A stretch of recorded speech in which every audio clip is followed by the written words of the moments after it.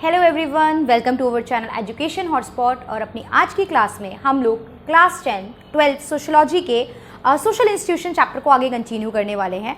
अपनी पिछली क्लास में हम लोग इसका पार्ट 1 कर चुके हैं, जिसमें हमने सोशल इंस्टीट्यूशन का मीनिंग देखा था और इसके कुछ एग्जाम्पल हम लोगों ने डिस्कस करे थे। अब हमने देखा कि इस चैप्टर में हमें किस चीज़ के बारे में पढ़ना है। हमें कास्ट के बारे में पढ़ना है, जाति के बारे में पढ़ना है, वर्ण सिस्टम के बारे में पढ़ना है। ये सब चीज़ें इस चैप्टर में हमें डिटेल में पढ़नी है और इसका कुछ बेसिक पार्ट आप लोग 11th में भी पढ़ के आए हो, बट यहाँ पे हम लोग पूरा नए सिरे से विद बेसिक सारी चीज़ें कवर करेंगे।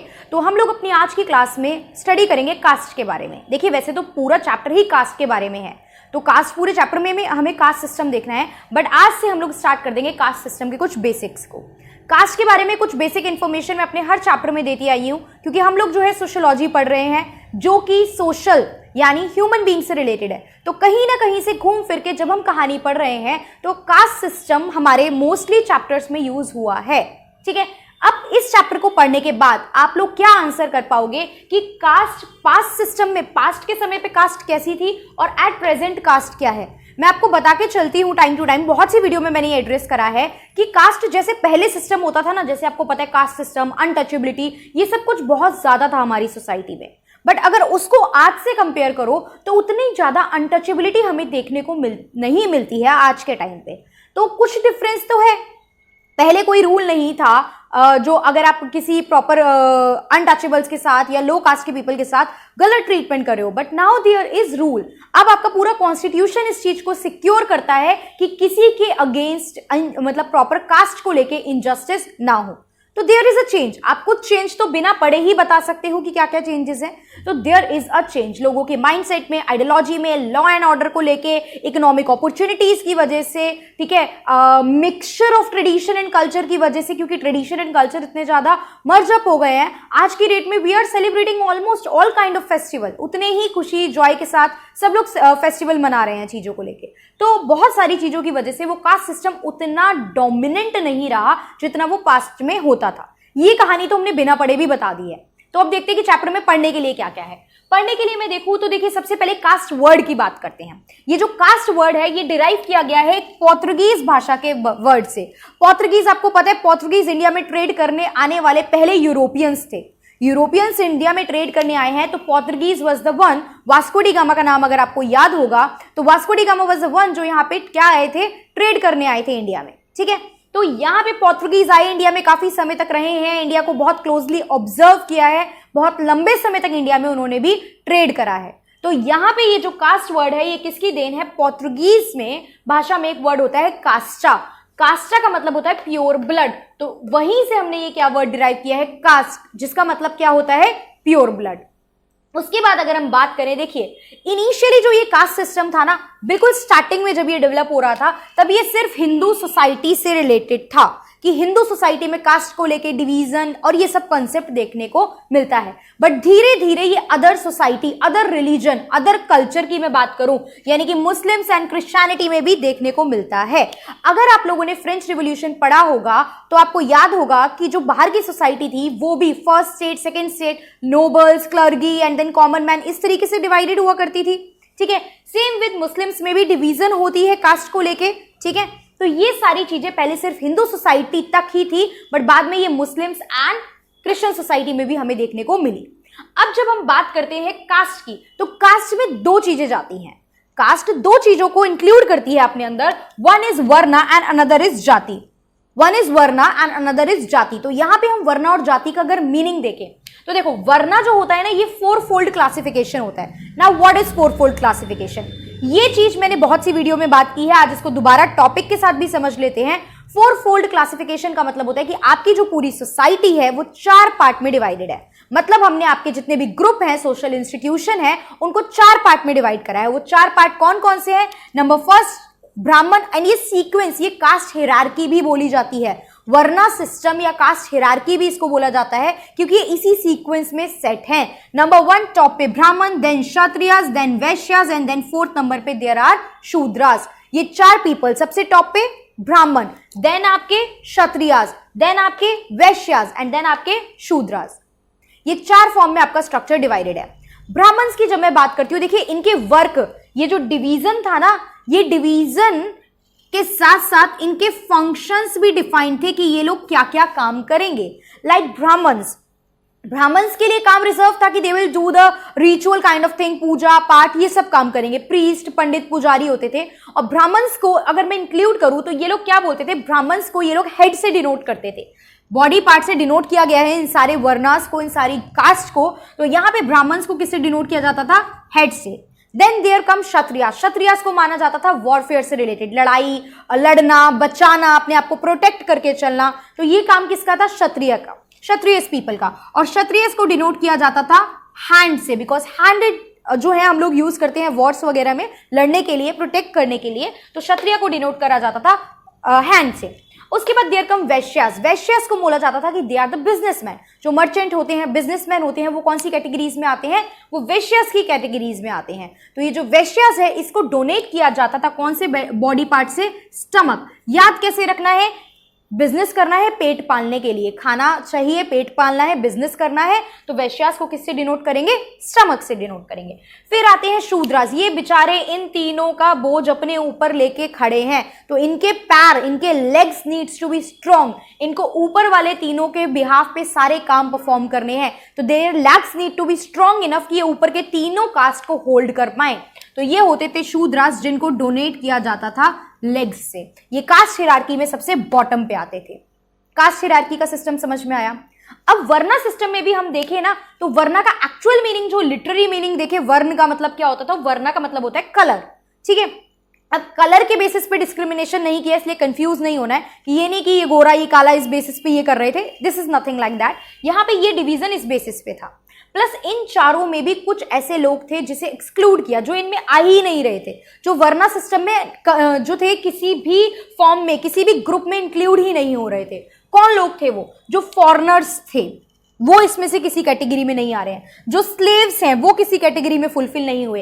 इसके अलावा एक अलग कैटेगरी बोली जाती थी जिसे हम फिफ्थ कैटेगरी कहते थे, दैट इज पंचामास। वो पंचामास जो थे वो भी यहाँ कहीं नहीं आ रहे थे। जनरली जो आपके अनटचेबल होते थे ना, वो पंचामास में ही जाते थे। वैसे तो पढ़ाने के लिए हम कह देते हैं Shudras were the lowest one, और शूद्रास में अनटचेबल जाते थे। यस, मतलब इनके साथ डिस्क्रिमिनेशन होता था, बट जो अनटचेबल वाली सिचुएशन थी, जिसे हम कहते थे कि बहुत एक्सप्लॉइट किया गया और ये सब चीजें, वो फिफ्थ कैटेगरी में हमें बहुत ज्यादा देखने को मिलते थे, दैट इज पंचामास।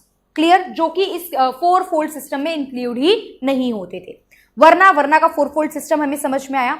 उसके बाद हम बात करते हैं, देखिए जाति की। जाति क्या है, एक जेनरिक टर्म है जो रेफर करती है स्पीसीज और काइंड ऑफ एनीथिंग, किसी भी चीज के टाइप्स को, चाहे मैं इंसानों की बात करूं, मैं एनिमल की बात करूं, ठीक है, उनके टाइप्स कितने हैं, कितनी जातियां हैं, कितनी प्रजातियां। आप सुनते हो ना जाति प्रजाति, तो कितने स्पीसीज हैं किसी पर्टिकुलर चीज के, वो क्या कहलाती है, जाति।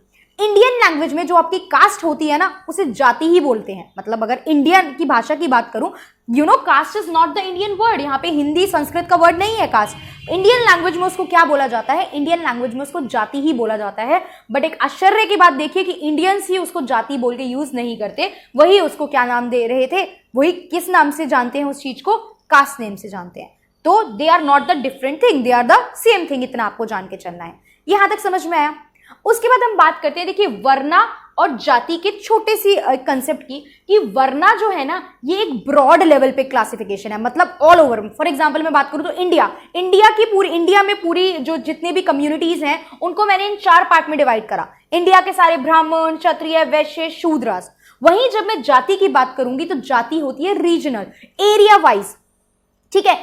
जैसे ब्राह्मण में भी कितने टाइप की जातियां हैं, ब्राह्मण सिर्फ ब्राह्मण बोल देना, आपको पता है ब्राह्मण्स में भी देयर आर सब क्लासिफिकेशन की कितने कितने टाइप के ब्राह्मण होते हैं, ये ब्राह्मण वो ब्राह्मण, ठीक है। इसी तरीके से क्षत्रियास में भी होता है, वैश्यास में भी होता है, शूद्रास में भी होता है। तो देयर इज सब क्लासिफिकेशन ऑल्सो। वो सब क्लासिफिकेशन इन कास्ट, मतलब इन पर्टिकुलर ग्रुप्स की भी होती है, प्लस एरिया वाइज भी होती है कि इस जगह पे ये बहुत ज्यादा जाति देखने को मिलती है, इस जगह पे ये मिलती है। तो दैट क्लासिफिकेशन एंड सब क्लासिफिकेशन जो रीजनल एरिया वाइज होती है, वो किस में चली जाती है, वो जाति में चली जाती है। तो हमने देखा कि वर्ना जो है वो ब्रॉड क्लासिफिकेशन है, वाइल जाति जो है वो रीजनल या लोकल सब क्लासिफिकेशन है, एरिया वाइज सब क्लासिफिकेशन है किसी भी चीज का। इसके बाद मैंने बात की कि जाति और जो कास्ट है ये कॉम्प्लेक्स सिस्टम है। क्वेश्चन कि वाई, ऐसा क्यों? वाई जाति and caste are the complex system? Because आपको पता है कि जाति and caste can be multiple, 1000 and hundreds of numbers में हो सकती है जाति और कास्ट, क्योंकि ये एरिया वाइज भी डिवाइडेड है। एक एरिया में भी किसी एक पर्टिकुलर ग्रुप की बहुत सारी जाति हो सकती है। तो इन सबकी स्टडी करना, सबके ट्रेड्स को जानना, सबके बारे में पढ़ना, सबको अलग अलग इंटरप्रेट करना will become a difficult task for us. था और अभी भी है आज की डेट में भी। तो इसीलिए क्या जाति और कास्ट को एक कॉम्प्लेक्स सिस्टम कहा जाता है। उसके बाद हम बात करते हैं टाइम पीरियड की, ये कब इवॉल्व हुई चीजें, कास्ट, जाति, हिस्ट्री हड़प्पा कल्चर से हम देखते हैं, हड़प्पा से स्टार्ट हुई, और उससे पहले हम इंसान भी नहीं थे, हम एप्स थे। तो क्या वो एप्स भी ये जाति सिस्टम, वर्ना सिस्टम फॉलो करते थे क्या, कि ये ब्राह्मण है, क्षत्रिय है, वैश्य है, शूद्र है? तो from where did this things start, ये कहानी, ये कंसेप्ट शुरू कैसे हुआ? पहले था, बीच के टाइम पीरियड में रहा है और आज भी है। आप ये नहीं कह सकते हो कि आज की डेट में आपका कास्ट सिस्टम खत्म हो गया है। We can not deny with the fact. Rules आ गए हैं, चीजें थोड़ी नॉर्मलाइज हो गई हैं, ठीक है, थॉट प्रोसेस थोड़ा इंप्रूव हो गया, but still caste system is not completely जो है पूरी तरीके से एंड हो गया है। आप ये बात कभी भी नहीं कह सकते हो एट प्रेजेंट भी, ठीक है। तो वही अब क्वेश्चन आता है कि ट्रेस बैक करें, अगर हम बैक में जाएं तो कब से ये चीजें स्टार्ट हुई? तो देखो, कास्ट के बारे में, कास्ट आपको पता है कोई ऐसा प्रॉपर वर्ड ही नहीं था, कास्ट वर्ड ही बहुत बाद में इवॉल्व हुआ है। पोर्तुगीज का वर्ड है ये, पोर्तुगीज से लिया हुआ, तो कास्ट वर्ड इवॉल्व हुआ है, इसकी अलग अलग इंटरप्रिटेशन है। बट ये जो कास्ट सिस्टम था पहले के टाइम पे, जो कास्ट सिस्टम था ना, वो वर्ना सिस्टम ही हुआ करता था। और ये वर्ना सिस्टम जो था ये इंट्रोड्यूस हो गया था वैदिक पीरियड में, वैदिक काल में। जब वैदिक पीरियड चल रहा था, आपने 6 से लेके हिस्ट्री पढ़ी है, तो आपने हड़प्पा के बाद आपने वैदिक कल्चर पढ़ा होगा, ठीक है। नाउ आप लोग कमेंट बॉक्स में मुझे कमेंट करके बताएंगे कि हमारे कितने वेद हैं। 4 वेद हैं, चलो ये मैं बता के आपको चल रही हूं। आप लोग मुझे कमेंट बॉक्स में मेंशन करोगे कि उन चारों वेदों के नाम क्या हैं। ओके, बेसिक चीजें पता होनी चाहिए। 4 वेद हैं, ये मैंने बता दिया। आप लोग कमेंट करके मुझे बताओगे उन चारों वेद्स के क्या नाम है। उसके बाद हमने देखा कि वर्ना सिस्टम, पहले कास्ट सिस्टम को वर्ना सिस्टम ही बोलते थे, कोई अलग अलग डिफरेंशिएशन कास्ट, वर्ण, जाति इन नामों से नहीं था। तो ये कितना पुराना, अराउंड 3000 ईयर्स ओल्ड है ये सिस्टम। टाइम पीरियड देखो, अगर जो वैदिक पीरियड का टाइम पीरियड चल रहा था, वैदिक काल जो चल रहा था 900 BCE से 500 BCE तक का। अब वर्ना वैदिक पीरियड के टाइम पे हमारा क्या कंसेप्ट था कि जो कास्ट सिस्टम था उसको हम वर्ना सिस्टम भी कहते थे, ये भी मैंने आपको बताया। उसके अलावा ये कास्ट सिस्टम जो था ये बहुत रिजिड नहीं था। बहुत रिजिड नहीं था का मतलब क्या था कि आप लोग देखिए, एक टाइम पे आपको पता होगा कास्ट सिस्टम में, आप अगर ब्राह्मण के घर पे आपने बर्थ लिया है तो you can not change your caste, आप अपना कास्ट चेंज नहीं करा सकते हो। Brahmin, once a person, a child is born in a particular family, उसके बाद वो अपना कास्ट या वर्ण चेंज नहीं करा सकता। मतलब इसीलिए हम कास्ट सिस्टम को कहते थे कि कास्ट सिस्टम जो था वो बर्थ से डिसाइड हो जाता था। एक पर्सन क्षत्रिय में पैदा हुआ है या शूद्र में पैदा हुआ है तो वो ब्राह्मण कैटेगरी में नहीं जा सकता। ये हमारा सिस्टम बहुत लंबे समय से चला आ रहा था। लेकिन जब इस सिस्टम की शुरुआत हुई, यानी वैदिक काल के समय पे ऐसा नहीं था। वैदिक काल के समय में ये सिस्टम इतना रिजिड नहीं था और ये बर्थ से डिसाइड नहीं होता था। मतलब आप किसी भी वर्ल्ड में पैदा हुए हो, अगर आपने प्रॉपर एजुकेशन ले ली है, अगर आपने प्रॉपर नॉलेज ले ली है, तो आप अपने सिस्टम को चेंज कर सकते हो। ऐसा नहीं है कि आप प्रॉपर लो कास्ट के बन के रहोगे और आपके साथ इल ट्रीटमेंट या अनटचेबिलिटी वाला बिहेवियर होगा। जैसे कि आपको पता है, देखिए B R Ambedkar, father of the constitution, इन्होंने कितना कॉन्ट्रीब्यूशन दिया है हमें, ठीक है। अब इन्होंने भी अपनी लाइफ में बहुत हार्डशिप फेस की है related to the untouchability. That's why इन्होंने इस चीजों को आगे बढ़ाया और ये कहा कि कॉन्स्टिट्यूशन में हमारी ये सारी चीजें मेंशन हुई ना लेटर ऑन, तो इसीलिए कि आप जब लिबर्टी, इक्वालिटी, जस्टिस की बात कर रहे हो और आपका एक बड़ा सेक्शन जो है वो इनजस्टिस झेल रहा है, तो ये चीज पॉसिबल नहीं है, ये चीज सही नहीं है, ठीक है। तो ये, लेकिन इस समय पे, मतलब वर्ना सिस्टम पे जब ये सिस्टम स्टार्ट हुआ, कास्ट सिस्टम, तब ये चीजें ऐसी नहीं थी जैसी आपको बाद में या आज की डेट में पता है और देखने को मिलती हैं। उस समय आप अपनी नॉलेज और अपनी स्किल्स और अपनी टेक्निक के बेसिस पे चीजें चेंज कर सकते थे। मतलब एक लो कास्ट का पर्सन भी राजा बन सकता था, ये बात यहाँ पे दिखाई है। बस you only have to possess some kind of skills, आपके पास स्किल्स होनी चाहिए और प्रॉपर नॉलेज होनी चाहिए। Okay, so this is about caste, varna, jati, जिसका हमने बेसिक देखा। यहाँ तक हमने आज देख लिया। अगली क्लास में हम लोग कास्ट के फीचर्स पे डिस्कशन करेंगे, प्लस बहुत से नाम आपकी बुक में यूज हुए हैं जिसपे हम लोग डिस्कशन करेंगे कि उन पर्टिकुलर पर्संस का क्या क्या उन्होंने थ्योरी दी है या क्या क्या उनका कॉन्ट्रीब्यूशन रहा है in the caste system. Okay, so that's all for today. Thank you for watching the video.